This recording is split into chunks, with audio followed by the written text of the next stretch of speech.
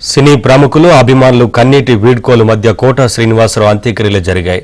Film నగర్లోని ఆయన నివాసం నుంచి మహాప్రస్థానం వరకు అంతిమ యాత్ర జరిగింది.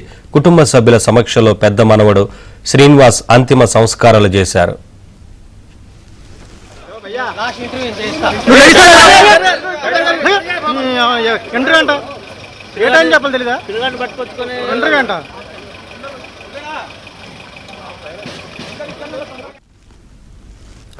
తన విలక్షణ నటనతో తెలుగు సినీ ప్రియులకు చేరువైన కోట శ్రీనివాసరావు గత కొంతకాలంగా అనారోగ్యంతో బాధపడుతున్నారు.